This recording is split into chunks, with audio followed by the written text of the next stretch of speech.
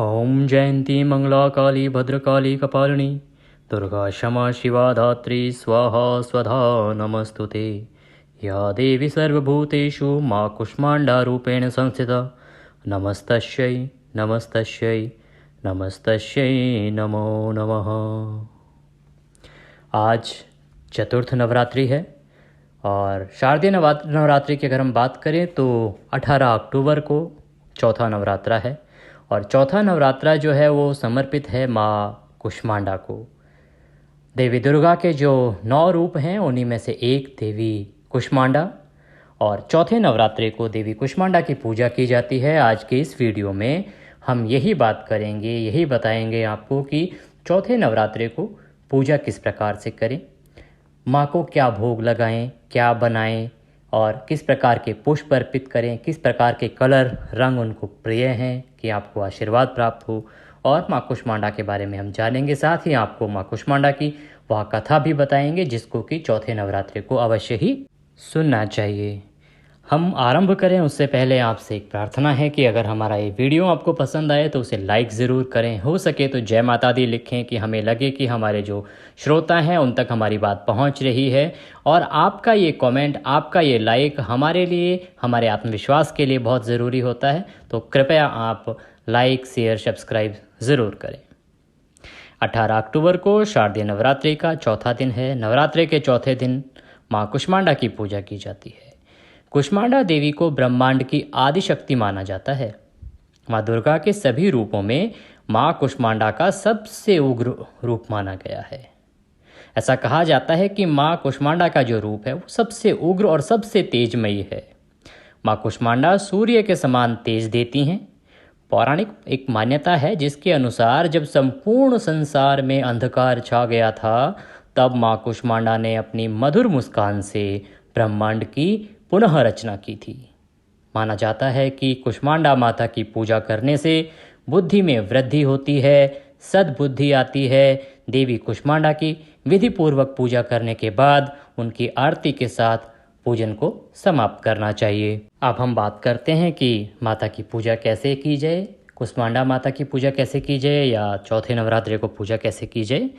आप प्रतिदिन की तरह ही सुबह जल्दी स्नान करेंगे। स्वच्छ वस्त्र धारण करने के बाद अपने मंदिर में जहां आपने खेतड़ी बोई है या कलश स्थापित किया है वहां बैठ जाएंगे। अगर आपने नहीं भी स्थापित किया है तो अभी अपने मंदिर के वहां पे एक चौकी लेंगे। अगर आपने चौकी नहीं, मंदिर में ही कहीं खेतड़ी या चौकी बनाई है तो वहाँ पे जहाँ भी आपने माता की प्रतिमा या मूर्ति स्थापित की है वहाँ पे अपनी पूजा आरंभ करेंगे।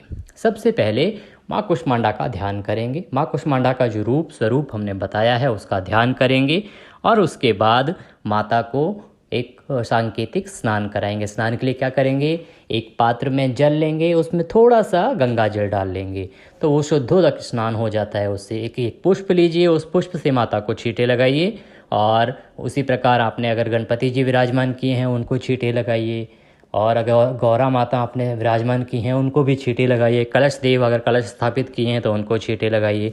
उसके बाद सांकेतिक रूप से एक स्वच्छ कपड़ा लीजिए, उससे उनको पोंछिए, फिर उनको तिलक लगाइए। माँ कुष्मांडा को पीला तिलक लगता है तो उन्हें पीले चंदन का तिलक लगाइए। गणपति जी को कुमकुम रौली आदि का तिलक लगाइए, उनको अक्षत लगाइए।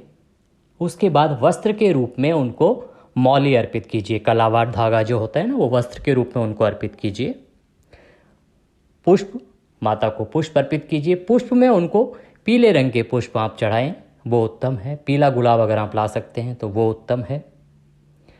सभी को पुष्प अर्पित करने के बाद माला अगर आपके पास है, माला पहनाना चाहते हैं तो माला पहनाएं। पान का बीड़ा अगर आपके पास हो या पान के पत्ते आपके पास हों तो उस पर लौंग, इलायची और सुपारी रखें और उसको पान के रूप में उनको अर्पित करें। अगर वो नहीं है तो भी कोई परेशानी वाली बात नहीं है। उसके बाद आप अपनी पूजा आरंभ करेंगे। अगर आप दुर्गा सप्तशती का पाठ कर रहे हैं तो उत्तम है, वो करें। अगर आप नहीं कर रहे हैं तो हमारे यहाँ पे हमारे चैनल पर प्रतिदिन एक अध्याय आपको दुर्गा सप्तशती का सुनाया जाता है। आप उस वीडियो को भी प्ले करके सुन सकते हैं। जो भी अध्याय आपने नहीं सुने हैं उस एक अध्याय को या 2 अध्याय को सुने, क्योंकि 12-13 अध्याय हैं दुर्गा सप्तशती में और दिन सिर्फ 8 ही होते हैं। जिन लोगों के यहाँ नवमी पूजती है और जिन लोगों के यहाँ अष्टमी पूजती है उनके 7 ही दिन होते हैं। इसीलिए कई बार 2-2 अध्याय भी करने पड़ते हैं।